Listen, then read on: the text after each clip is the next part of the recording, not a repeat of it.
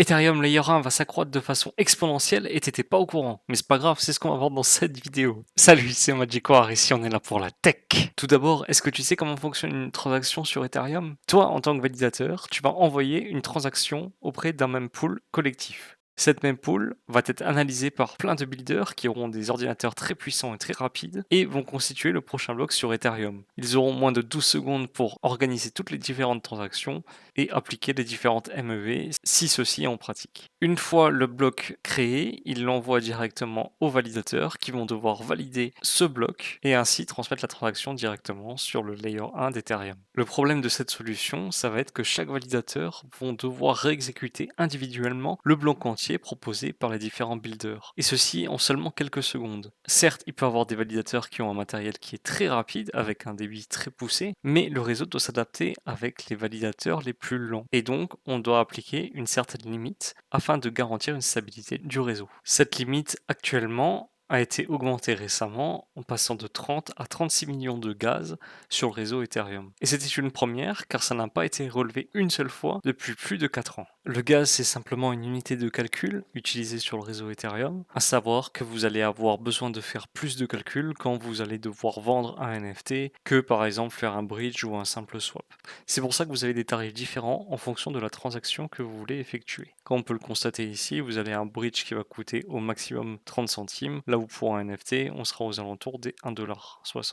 Comme je le disais plus tôt, on a augmenté cette limite à 36 millions en février 2025, ce qui va permettre d'augmenter le nombre de transactions dans le réseau. Si vous avez bien compris la problématique, pour schématiser, les builders sont les ordinateurs de data center, donc très puissants et très rapides, et les validateurs sont des ordinateurs domestiques. Ils sont beaucoup plus lents et beaucoup moins efficaces. Le layer 1 Ethereum est donc bridé, ce qu'on appelle un goulot d'étranglement, ou bottleneck en anglais, et donc il va falloir trouver un moyen pour accélérer la vitesse des validateurs. La volonté d'Ethereum, c'est d'être au maximum décentralisé, et donc d'avoir un maximum de validateurs. Or, si vous voulez avoir des ordinateurs qui sont très rapides et très efficaces, du type data center, vous allez forcément revenir à une centralisation. Mais c'est pas ce que veut Ethereum du tout. La solution apportée ici va être le ZK-Proof. Pour vous expliquer le ZK-Proof, imaginez un Sudoku. Ça va vous prendre énormément de temps pour le remplir et vous demander énormément de puissance de calcul. Avec plusieurs heures de calcul, car vous êtes très lent, vous allez m'apporter la réponse suivante. Vous connaissez les règles du Sudoku, s'il y a deux numéros dans une seule case, c'est qu'il est faux. Et c'est exactement ça le zero knowledge, c'est-à-dire vous n'êtes pas obligé de me montrer tous les calculs qui auront été faits, mais me montrer directement votre résultat. Et si vous voulez apporter beaucoup plus de confidentialité, vous pouvez simplement cacher les différents numéros et juste me donner la suite, par exemple 518 à cet endroit précis et 943 à cet endroit précis. Ainsi, je saurai qu'il s'agit bien de ce bloc. La solution pour augmenter la vitesse va être d'apporter le zero knowledge. Vous allez avoir votre builder qui va transmettre directement les informations à un prover,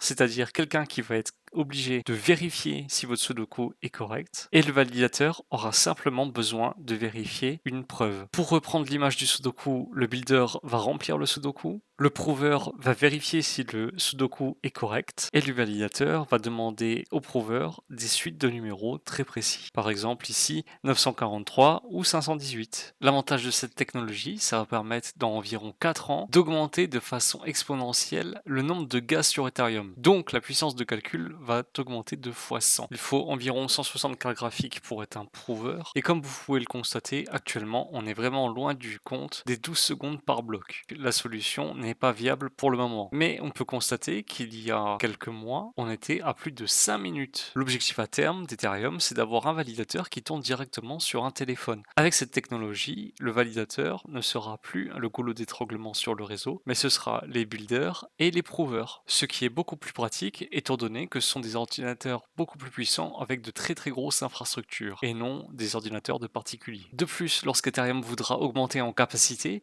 il n'aura juste à se concentrer que sur les builders et les provers, ce qui va permettre d'augmenter beaucoup plus facilement le nombre de transactions par seconde. La problématique de cette technologie, selon moi, c'est qu'elle va apporter beaucoup plus de centralisation, étant donné que des builders et des provers ont besoin d'énormément de capacités de calcul. Ce sera des entreprises inexorablement. Pour appliquer des censures, ce sera beaucoup plus facile que lorsque vous avez un réseau avec plus d'1 million de validateurs. Et n'oubliez pas qu'on est là pour la tech.